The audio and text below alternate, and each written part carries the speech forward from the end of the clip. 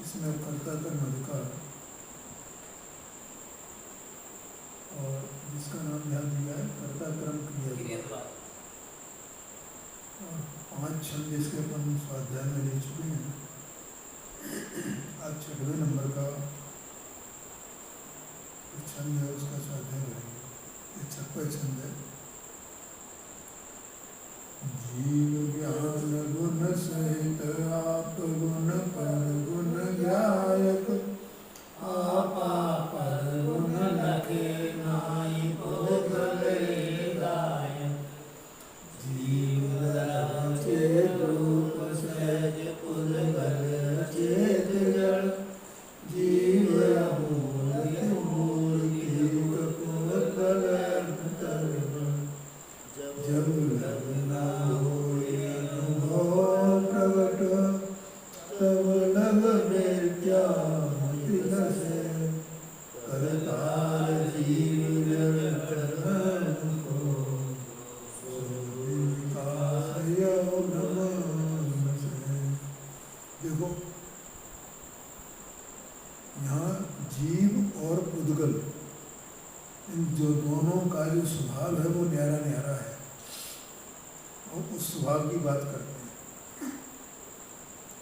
और साथ ही ये बताएंगे कि जीव जब तक, क्योंकि जीव तो स्वयं जानने वाला है ना, तो जब तक इन दोनों स्वभावों को न्यारा न्यारा नहीं जानता है, अपने ज्ञान में प्रमाण नहीं करता है, अपना स्वभाव अपना जाने और अजीब का स्वभाव पुद्गल का स्वभाव पुद्गल के स्वभाव रूप जाने, जब तक नहीं जानता है तब तक ये जीव कर्म का करता है। ये बात यहाँ बता रहे। देखो कैसे करता है, क्या है। जीव ज्ञान गुण सहित, जीव जो चेतन वस्तु है, सत्स्वरूप है, वो ज्ञान गुण वाली है, ज्ञान स्वरूप है। ज्ञान गुण सहित माने ज्ञान स्वरूप है। तो ज्ञान स्वरूप होने से क्या है कि आप गुण पर गुण गायक, कि वो उसमें ऐसी योग्यता है, ऐसी लायकात है कि वो अपने गुण को भी जाने, अपने स्वभाव को जाने और पर के स्वभाव, गुण माने स्वभाव, अपने स्वभाव को जाने, पर के स्वभाव को जाने, ऐसा उसमें लायकात, ऐसी लायकात है, ऐसी योग्यता है। जीव द्रव्य में, जीव वस्तु में, सत्स्वरूप जो जीव है, चेतन स्वभाव, आपा पर गुण लखे नाहि पुद्गल ए लाए। और जो पुद्गल है वो इस लायक नहीं है। किस लायक? कि वो अपना स्वभाव जाने और पर का स्वभाव जाने। वो ना अपना स्वभाव जानता है न पर का स्वभाव जानता है। जीव में ऐसी शक्ति, ऐसा स्वभाव है तो वो अपना स्वभाव जान सकता है और पर के स्वभाव को जान सकता है। ये जीव की योग्यता है। जीव द्रव्य, जीव वस्तु, जीव सत्स्वरूप वस्तु। जीव कहने से आप पर्याय मात्र मत लेना और अपनी पर्याय दृष्टि है सो अपन ये समझते हैं अपन जीव, बस। तो अपन जीव इतने नहीं है। अपन जीव इस देह प्रमाण, देह से भिन्न पूरी सत्स्वरूप वस्तु है। अपना इस जीव का अपना जो है वो क्या कहते हैं उसको, हाँ, अपना क्षेत्र भी कहते हैं। वास्तु, वास्तु बात है ना उसमें प्रवचन सार्थ में। तो इसका अपना वास्तु है ना, वास्तु माने इसके अपने प्रदेश है ना, उन प्रदेशों में ये रहता है। ये अनंत गुण, अनंत शक्ति संपन्न है ये स्वयं पूरा, और अनंत शक्तियाँ असंख्यात अपने असंख्यात प्रदेशों में रहती हैं। और ये भी भेद करके कथन है, कोई प्रदेश और वे गुण शक्तियाँ कोई न्यारे न्यारे नहीं है, और वे प्रदेश इसी शक्तियों स्वरूप हो रहे हैं और वे शक्तियाँ उन प्रदेशों में हैं, एक ही है।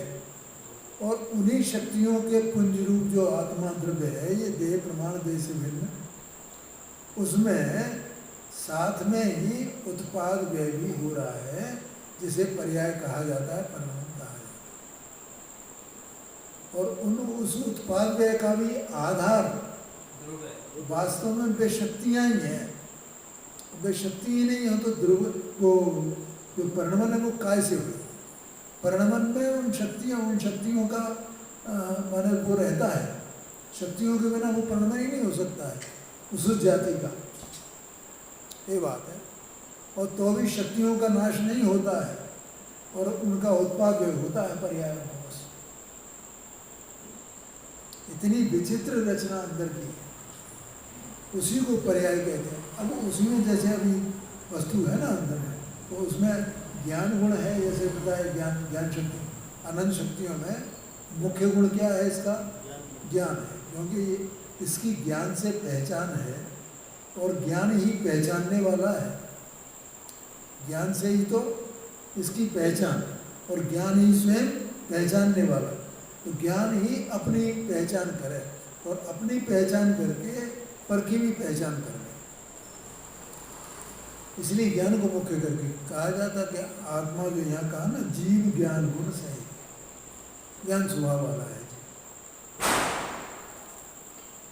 अब कहते हैं जीव द्रव चिद्रूप सहज पुद्गल अचेत जड़।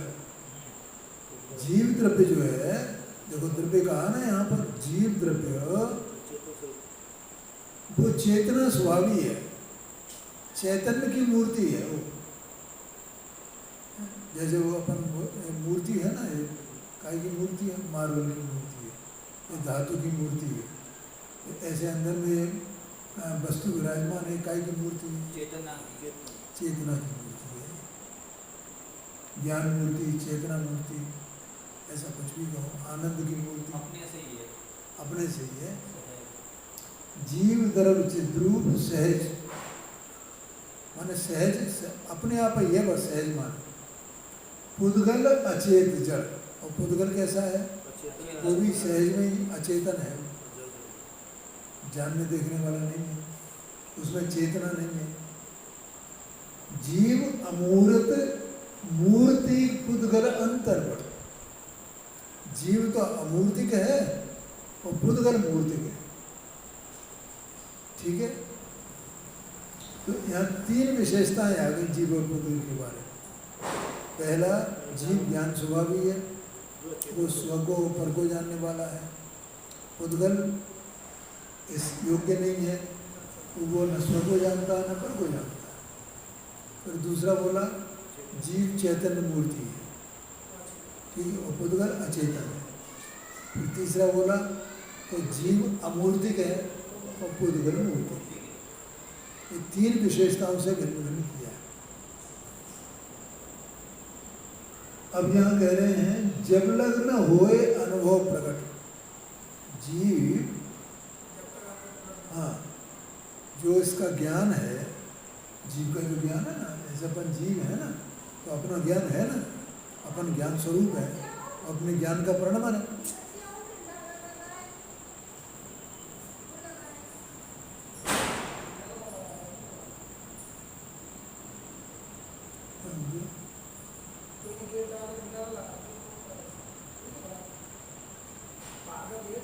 अच्छा,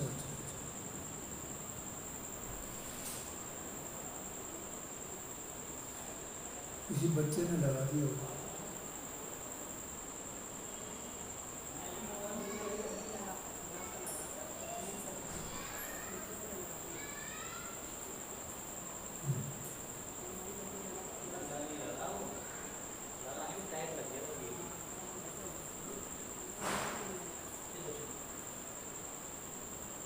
देखो, जब लग्न होए अनुभव प्रकट। अनुभव जब तक नहीं, अनुभव होने का मतलब अपना जो ज्ञान है ना, वो ज्ञान अपने में ज्ञान को देखे, और कुछ नहीं है। कितना सा काम है? ज्ञान अपने में ज्ञान को देखे, बस अपने में ज्ञान को देखना है। ये अनाद से अपने में ज्ञान को नहीं देख रहा है, ये अपने में राग द्वेष मोह को देख रहा है। क्या कहा, बोलो नवीन भाई, समझ में आया? क्या देख रहा है ये?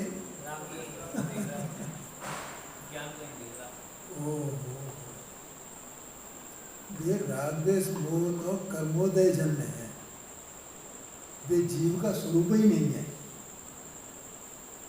कर्म के उदय के निमित्त से उत्पन्न होते हैं ना, वे विकार रूप है। तो ये ज्ञान जो है, ज्ञान ज्ञान को नहीं देख रहा, ज्ञान राग को देख रहा है।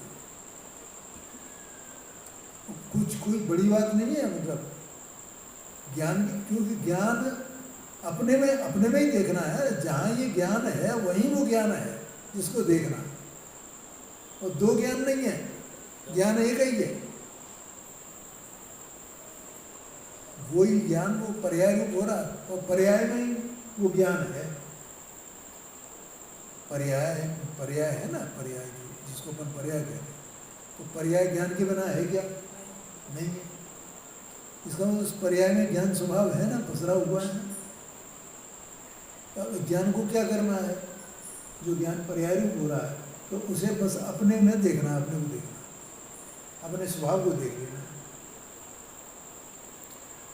कि पर्याय तो विनाश को प्राप्त हो जाती है, लेकिन वो जो ज्ञान स्वभाव है उसका नाश नहीं होता। तो उस ज्ञान स्वभाव का निर्णय करना है, इसका नाम अनुभव है। जब तक ऐसा नहीं होता है तब तक क्या होता है? तब लग मिथ्या मत लसे। 71 पेज पे 71 ऊपर का 6 नंबर का क्षण चल रहा है। तब लग मिथ्या मत लसे, तब तक इसको मिथ्या दृष्टि है मन में, इसकी दृष्टि में मिथ्यात्व है, ये मिथ्या दृष्टि है। ख्याल में आया कि नहीं? दृष्टि तो भोगा ही हुई है। ऐसी दशा को कि जब तक ये आत्मा अपने आत्मापने को नहीं देखता है, अनुभव नहीं करता है, जानता नहीं है, अंतर्मुख होकर के नहीं जानता है, तब तक ये मिथ्या दृष्टि कहा है। इसकी बुद्धि मिथ्या है।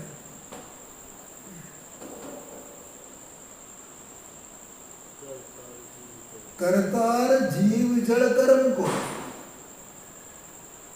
अब उससे क्या होता है कि ये जीव जड़ कर्म का कर्ता होता है।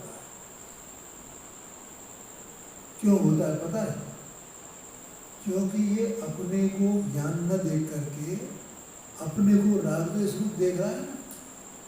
तो जब तक ये अपने को राग द्वेष रूप देखेगा तब तक कर्म का बंध होएगा। इसलिए कर्म के बंध की जिम्मेदारी किस पर डाली? इसके अपराध से हो रहा है वो।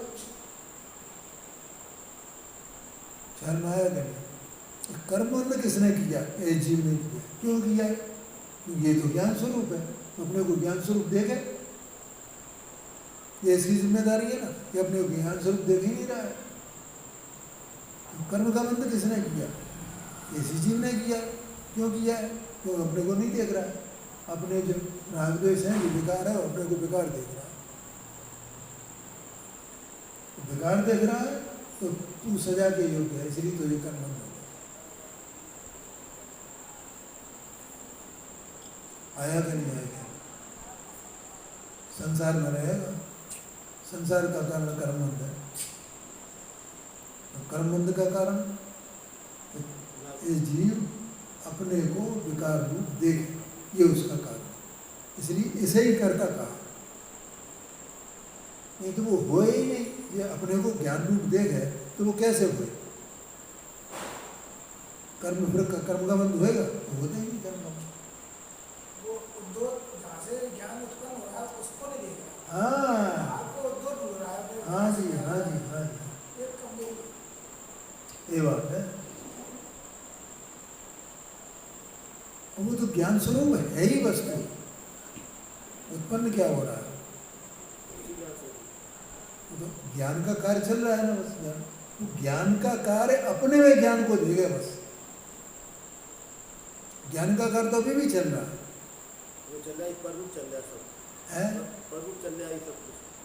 पररूप चल रहा है मतलब पर को देख रहा है, पर को मानना। हाँ हाँ, माने ज्ञान तो अभी भी है, ज्ञान स्वरूप वस्तु है, उसका ज्ञान परिणमन कर रहा है। वो ज्ञान का कार्य उसमें हो रहा है वस्तु में, लेकिन वो ज्ञान का कार्य वो अपने में ज्ञान को नहीं देख रहा है। ज्ञान का कारण अज्ञान की पर्याय, वो अपने में ज्ञान को नहीं देख रही और स्वयं ज्ञान स्वरूप ही है। ये बात है। तो क्या देख रही है वो पर्याय? कि वो अपने को विकार रूप देख रही है, पुण्य पाप रूप देख रही है, शुभाशुभ भाव रूप देख रही है। अब जितनी कसाएं हैं सब कसाएं वो लगा दो और देख कैसे रही है? क्योंकि पर पदार्थों में इष्ट अनिष्ट की कल्पना के द्वारा ये विकार में एक इसको विकार रुच रहा है। ये इष्ट अनिष्ट की कल्पना रुच रही है ना इसे, तो विकार रुच रहा है इसे, ज्ञान नहीं रुच रहा है। ये बात है। पूरी चेंज जैसी, ठीक है। विकार हुआ, विकार को देखा, क्यों देखा? क्योंकि इसे पर पदार्थों की रुचि है, मतलब उसमें इष्ट अनिष्ट की जो कल्पना है वो इसे रुचती है ऐसा करना। अब कल्पना तो यही कर रहा है ना, तो ये कल्पना करना ही ये विकार है, इसी को मिथ्यामति कहा है। तो परद्रव्य से कोई तेरा संबंध नहीं है, तो पर पहले पर के स्वरूप को जान और अपने स्वरूप को जान। पर का स्वरूप के वे सबके सब पदार्थ सब स्वयं से आने जाने वाले हैं। मुझे बताओ, अंदर में वस्तु तो बिल्कुल निरालम पड़ गया ना, चाहे वो ज्ञानी हो चाहे अज्ञानी हो, कोई भी हो, शरीर के भीतर वस्तु पूरी तरह निरालम है, संयोगों से रहित है। संयोग इसके हैं नहीं। संयोग जो है वे सब माने कर्म के उदय से आते जाते हैं, ये भी व्यवहार न का कथन है। वास्तव में तो वे अपनी योग्यता से आते जाते हैं, उनका पुद्गल रूप है ना वे सब। तो पुद्गल का परिणाम है, पुद्गल का परिणाम, और कुछ है ही नहीं। वो है क्या? अब ये जीव उसमें रुचि लेता है, उनके परिणाम में, पुद्गल के परिणाम। ठीक है, तो पुद्गल के परिणाम में रुचि लेता है और अपने परिणाम में रुचि नहीं लेता है, अपने स्वभाव में रुचि नहीं लेता है। और उसमें रुचि नहीं तो उसे क्या लगता है कि मैं इनका करता हूं। वे अपनी योग्यता से आने जाने वाले हैं, अपने स्वकारण से। अब एक विकल्प कर रहा है उसको, इसको ऐसे करना है, इसको ऐसे करना है, इसको ऐसे करना है। कौन कर रहा है? इसी में ये विकल्प हो रहे हैं राजद्वेष के निरंतर। राजद्वेष के विकल्प हो रहे हैं और राजद्वेष के विकल्प जहाँ होते हैं वहाँ परद्रव्य निवृत्त होता है। और ये क्या समझता है? ये मैं इनको करने वाला हूँ। हाँ नहीं जाना ना, वो नहीं जाना, यही तो बता रहे हैं। उसे राजद्वेष की रुचि है, परद्रव्य को ही रुचि है उसे। अब वे तो आ जा रहे हैं अपने आप। अब ये वे जैसे परिणमन कर रहे हैं, वे तो अपनी योग्यता से कर रहे हैं। बस धन आया तो इसने कुछ किया उसमें, और धन चला गया तो इसने इसको कुछ किया क्या? तो उसको अच्छा बुरा तो मानना है, इष्ट तो मान ही रहा। हाँ, वही तो वो कर रहा है ना, इष्ट अनिष्ट मान रहा है। और ये मान रहा है कि मैंने धन कमाया, मैंने धन गमाया। वो तो पुद्गल का परिणाम है ना। सब एक तरफ से क्या चीज है? वो सब जो कुछ भी, जितना चाहे वो संपदा हो, मकान हो, कितने मकान हैं, कितनी संपदा है, कितना सोना चांदी है, कितने व्यवसाय हैं, सब काय के परिणाम भैया। सब पुद्गल का परिणाम है, जीव से कोई संबंध नहीं है। बस केवल ये तो विकल्प कर रहा है। उसका आना ना आना इसके विकल्पों पर निर्भर नहीं है। लेकिन ये कर भी क्या सकता है? कोई हाथ पैर तो है नहीं। इसके विकल्पों से वो नहीं आ रहा है, इसके विकल्पों से नहीं जा रहा है, इसके विकल्पों से कुछ हो ही नहीं रहा है। लेकिन इसकी विकल्पों में और प्रद्रव्य में ऐसी एकत्व बुद्धि है, कर्तृत्व बुद्धि है कि ये मानता है कि मेरे करने से होगा। समझ में आया? ये मिथ्या मत है। तो फिर क्या अपने घर बैठ जाएंगे? समझ नहीं आ रहा कुछ चीज। हाँ जी, हाँ जी, हाँ। बिल्कुल घर बैठ जाओ, पर तुम्हारा घर कौन सा है? जाओ तो पूरे जाओ। घर बैठ जाए तो उसी संयोग को ही घर देख रहे हो फिर।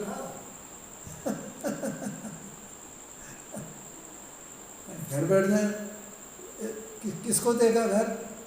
संयोग को देखा। संयोग को देखा है घर बैठ जाए, कुछ नहीं करे। तो बैठो ना घर में, तुम्हारा घर कौन सा, अपने निर्णय करो।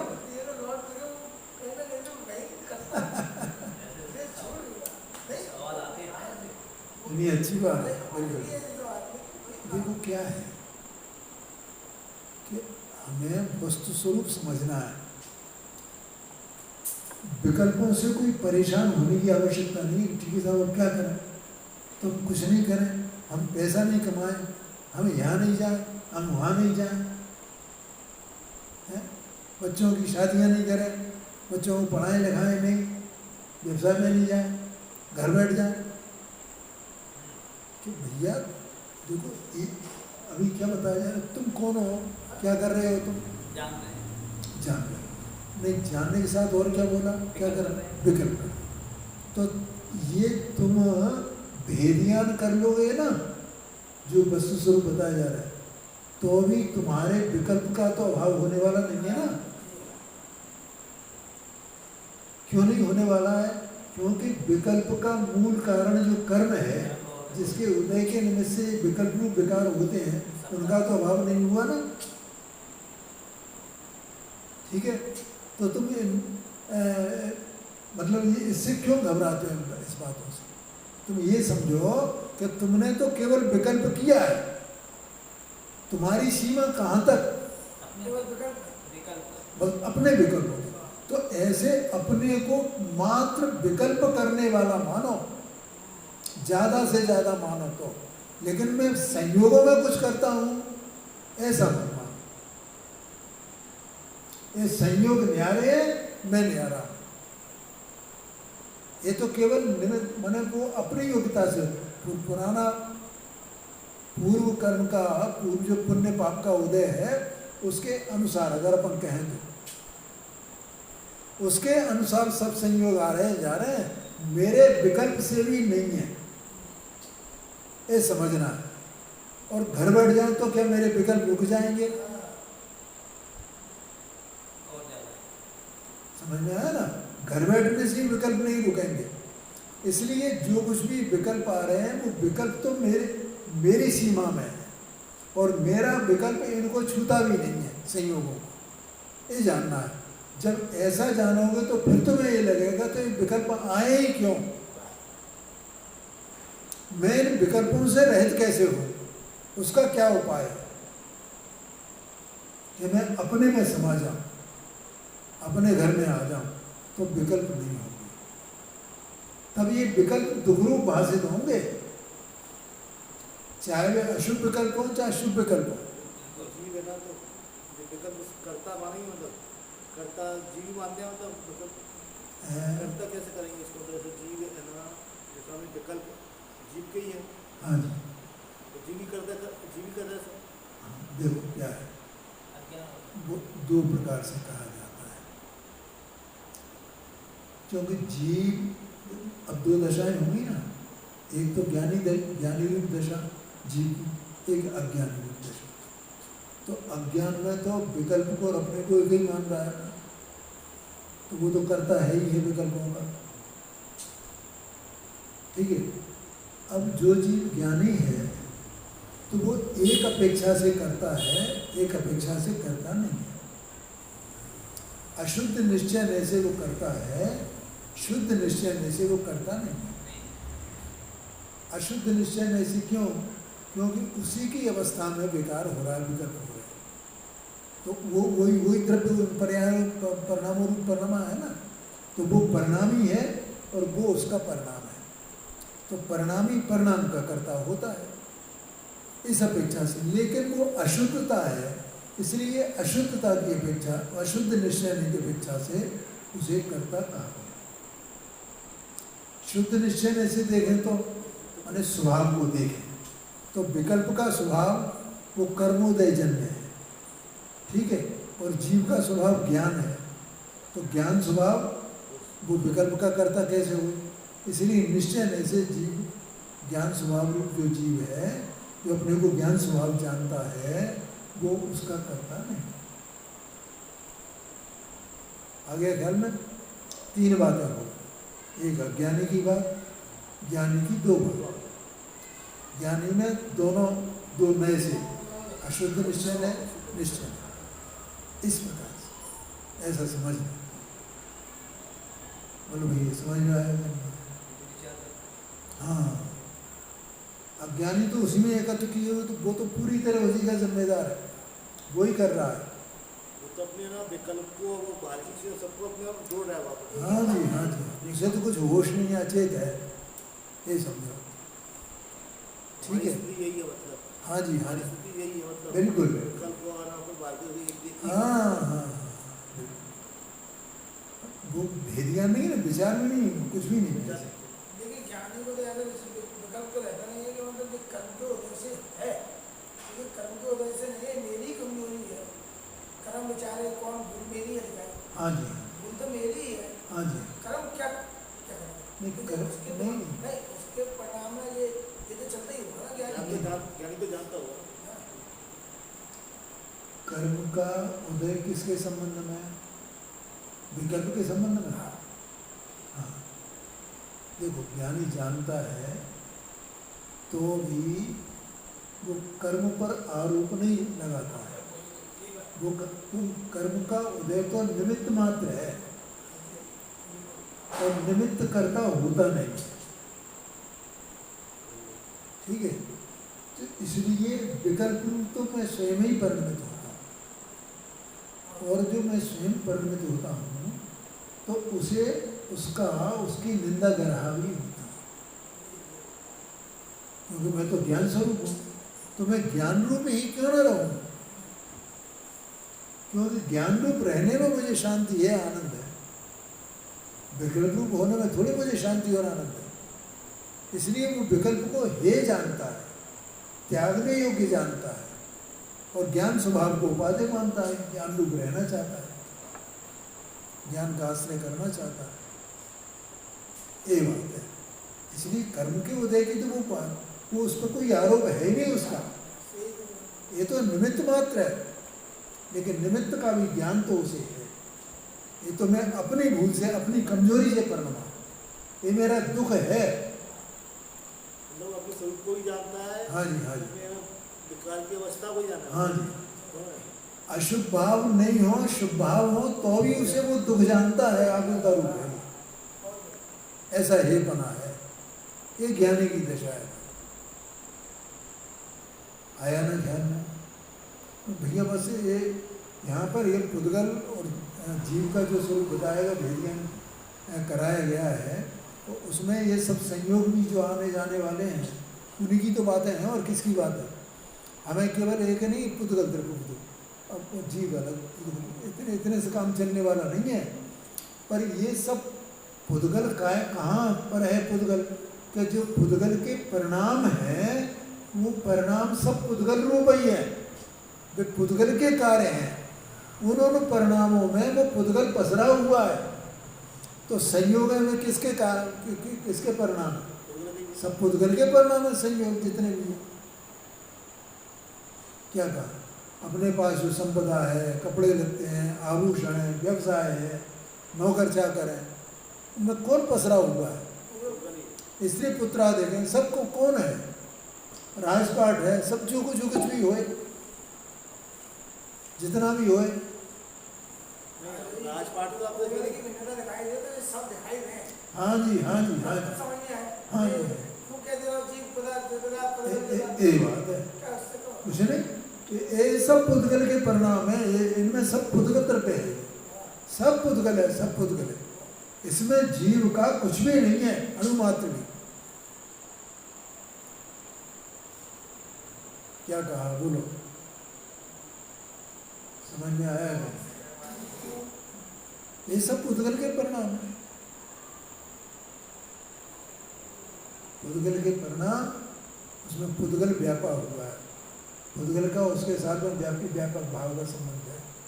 जीव के परिणामों को कोई संबंध नहीं है उससे। जीव तो चेतन वाला है, वो अचेतन हाँ जी। कैसे हो सकते हैं मतलब? हाँ ये बात है भैया। देखना, ये तो बिल्कुल अपना आज सुबह ही चर्चा आई थी।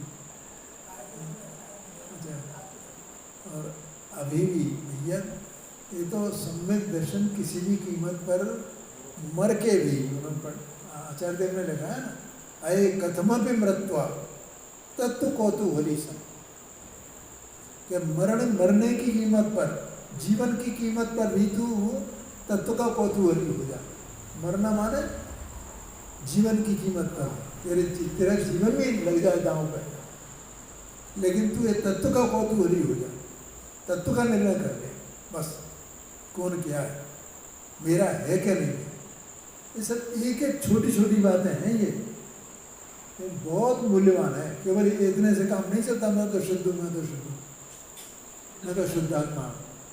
ये तो हमने ये पढ़ा था ना, हमें तो सरल लगा कि कुछ नहीं, जीव अलग है, पुद्गल अलग है, और कर्म किसका करता है, बस सही बात है।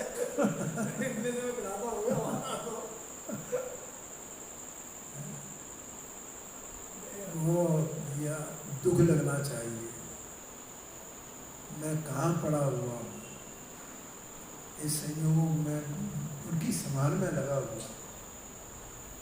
ये सब पुद्गल के परिणाम है। कैसे मेरी दृष्टि हटे यहाँ से, मेरी दृष्टि क्यों नहीं अपने स्वरूप पे आती, क्यों नहीं मैं भेद विज्ञान कर लेता हूँ। कहाँ की झंझट है ये सब, ये झंझट लगनी चाहिए। ये जीव को अच्छा लगता है, हाँ वो अच्छा लगता है, किसी को अच्छा पचा है, बिल्कुल ये समझ रहे। और जो विकल्पों की बात है ना, अभी भैया ने नवीन ने प्रश्न किया था, तो ये देखो विकल्प तो चौथे गुणस्थान वर्ती शलाका पुरुष बलभद्र चक्रवर्ती, इन सबको भी, तीर्थंकरों को भी विकल्प रहे क्या नहीं रहे? विकल्प तो रहे, क्योंकि जब तक कर्म का सद्भाव है, 2 चौकड़ी 3 चौकड़ी कसाय का सद्भाव है, तब तक तज्जन्य विकल्प रहेंगे। तो विकल्पों से घबराने की आवश्यकता नहीं है।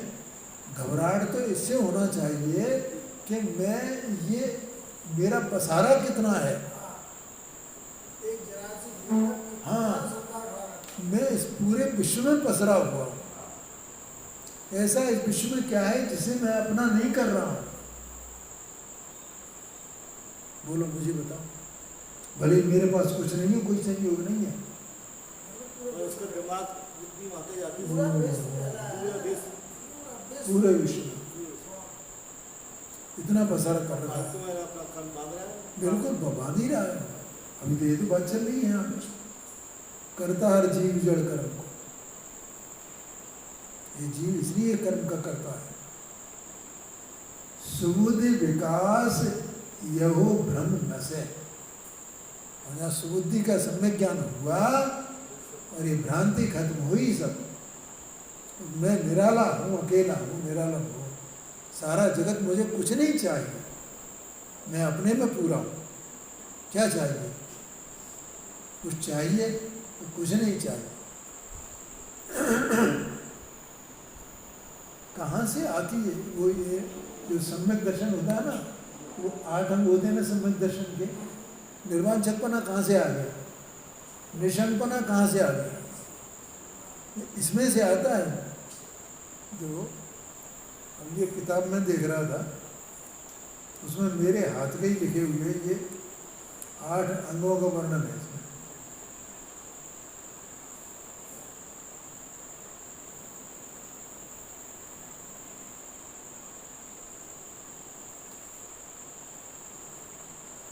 ये दूसरे अंग से इसमें निशंकपना छूट गया है। भोगों में, पर पदार्थों में सुख मानने के अभिप्राय का त्याग। पर पदार्थों में, भोगों में सुख मानने के अभिप्राय का त्याग, इसका नाम निकांक्षितपना है। अभिप्राय पलट गया ना, क्या पलट गया? इनमें सुख नहीं है, अपने में सुख है, तो उस अभिप्राय का त्याग हो गया ना, वो अभिप्राय छूट गया ना, इसका नाम निकांक्षितपना है।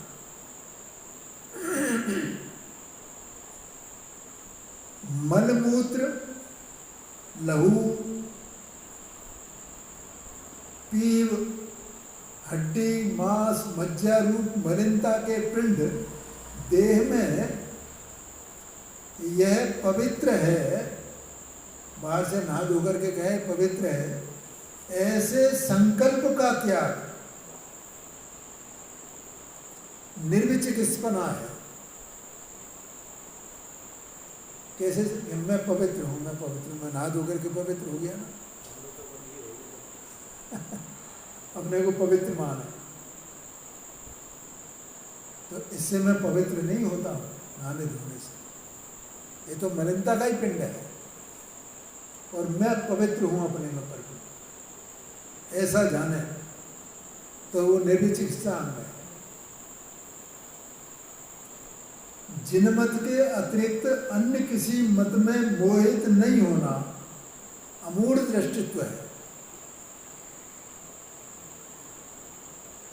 क्षमा, मार्दव आदि भावनाओं द्वारा धर्म की वृद्धि करना उपब्रह्मण अंग है। उपभुवन कहते हैं ना, उपब्रह्मण कहते हैं। कसायों के उत्पन्न होने का कारण आ मिलने पर, कोई कारण बन जाए जिससे कसाय उत्पन्न हो,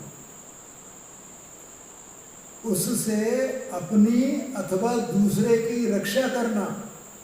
काय से? उस कसाय से, कसाय से अपनी रक्षा करना। अपना द्रव्य है ना ज्ञान स्वरूप, अपने द्रव्य की उस कसाय से रक्षा करना, या दूसरे को कोई इस प्रकार का हो जाए, कोई साधन नहीं है तो उसकी कसाय से रक्षा करना, इसका नाम स्थितिकरण अंग है। अरहंत देव कथित सद्धर्म रूपी अमृत में सदा अनुराग रखना वात्सल्य है। आठंग है ना, वात्सल्य है, उसमें अनुराग रखना, बस वो वात्सल्य है।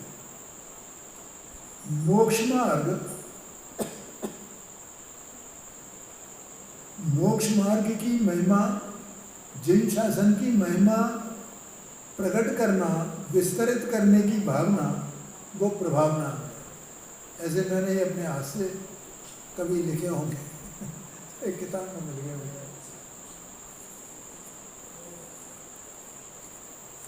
तो देखो यहाँ कहा सुबुद्धि विकास, यह भ्रम नश है। सम्यक ज्ञान का जहाँ विकास हुआ वहाँ ये भ्रम दूर हो जाता है। अर्थ पढ़ते हैं इसका।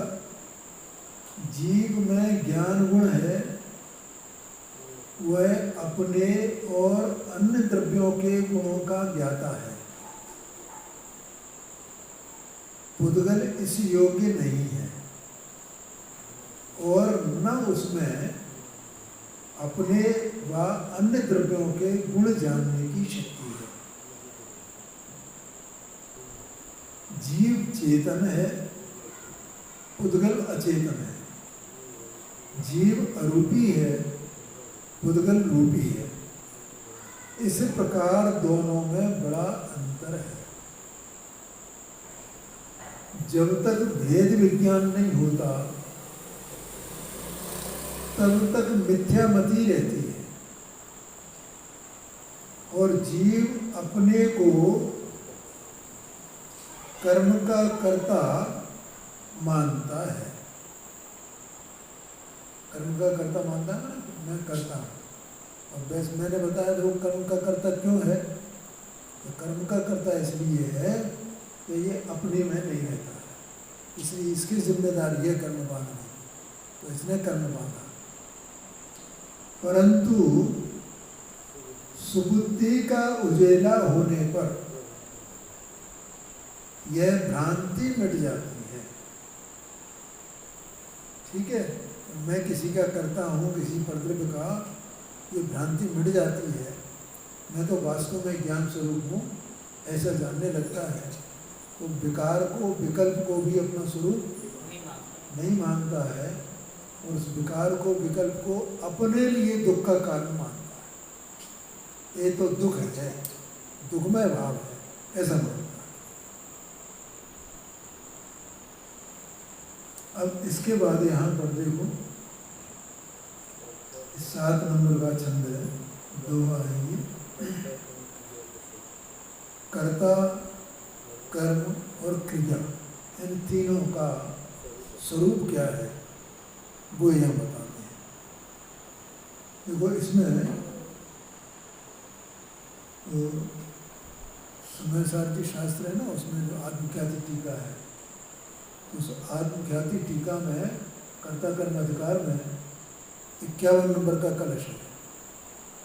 हरीश 51 नंबर का कलश, वो यहाँ दिया है नीचे 6 नंबर का, लास्ट में दिया है ना, यह परिणमति से कर्ता, यह परिणामो भवेत् तत्कर्म, यह परिणति ही क्रिया सा त्रयमप भिन्नम न वस्तुतः। उसी का अनुवाद पंडित साहब ने यहाँ किया है, जो अपन इसको पढ़ते हैं।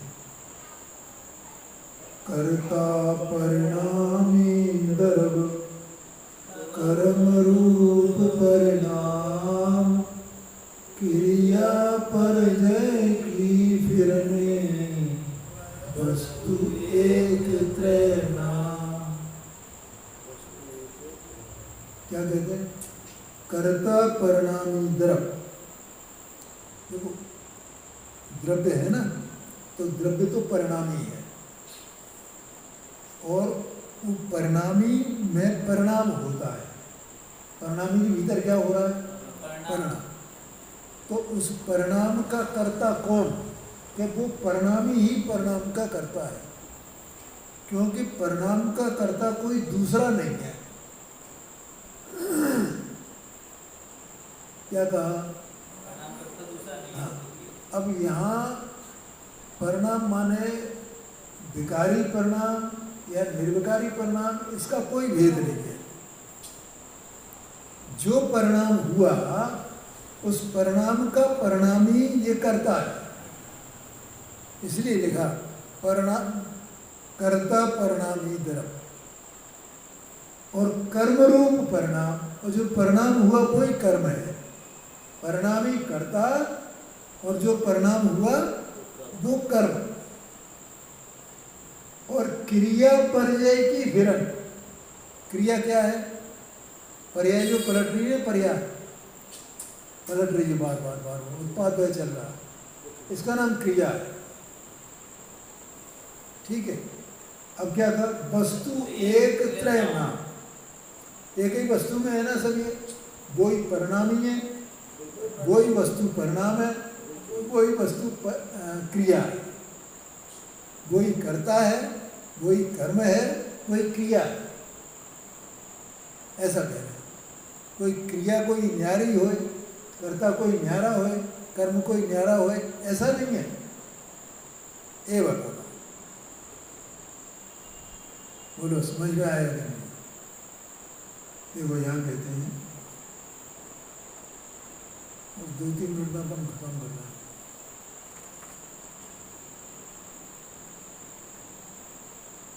जैसे यहाँ पर दृष्टांत दिया उन्होंने, दूसरी लाइन से देखना शब्दार्थ में, जैसे घट बनने में कुंभकार करता है, घट कर्म, और मृत्तिका का पिंड पर्याय से घट रूप होना क्रिया है। पर यह भेद विवक्षा कथन है। क्या मतलब? जब घड़ा बनता है तो अपन सब लोग ऐसा कहते हैं, तो कुम्हार तो घड़ा बनाने वाला है, ठीक है। और घड़ा वो बना है, वो कार्य हुआ, उस कार्य का कर्ता कुम्हार होगा, ठीक है। और जो मिट्टी का पिंड है वो बदल करके घड़ा हुआ है, वो क्रिया हुई, ऐसा। अथवा तो वो जो उसने कुम्हार ने अपने हाथ पर चलाया वो क्रिया की उसने। तो इस प्रकार से ये भेद की विवक्षा है। लेकिन यहाँ कर्ता कर्म क्रिया वो अभेद विवक्षा से बताया गया है। आगे समझ में, अभेद विवक्षा माने एक ही द्रव्य के भीतर तीनों हैं, वे तीनों अभिन्न नहीं हैं। घड़े के अंदर तीनों चीजें हैं। हाँ जी, मिट्टी में तीनों चीजें हैं, मिट्टी के उसको बोलेंगे। अब मिट्टी में ही लागू करोगे तो अभेद विवक्षा हो गई। और कुम्हार कर्ता, ठीक है, और कुम्हार की ये क्रिया हाथ पैरों चलाने की, विकल्प करने की, और घड़ा बना वो कर्म हो गया, तो ये तो भेद विवक्षा हो गई ना। और जहाँ एक ही द्रव्य में, एक ही वस्तु में कर्तापना, क्रियापना, कर्मपना लागू किया जाए उसे अभेद विवक्षा कहते हैं। ऐसा है, जैसे घड़ा बना तो मिट्टी कर्ता, और मिट्टी ही स्वयं घड़े रूप परिणत होने की क्रिया करने वाली है, तो वो क्रिया हो गई, घड़ा उसका कर्म हो गया। तो मिट्टी में ही सारी तीनों चीजें हैं ना, मिट्टी कर्ता, मिट्टी कर्म, और घड़ा भी मिट्टी ही है, और जो बनने की प्रक्रिया हुई है उसमें भी मिट्टी मिट्टी है, वो अभेद विवक्षा हो गई। ऐसे यहाँ पर जो द्रव्य है, तो हर एक द्रव्य स्वयं परिणामी है, स्वयं ही अपने परिणाम को करने वाला है, और परिणामी की परिणाम को करने की जो क्रिया है वो पर्याय की फिरन, वो उसकी क्रिया है। इसलिए एक ही द्रव्य में ये तीनों चीज़ें लागू होती हैं, ऐसा बताया। समय हो गया, आगे चर्चा करेंगे।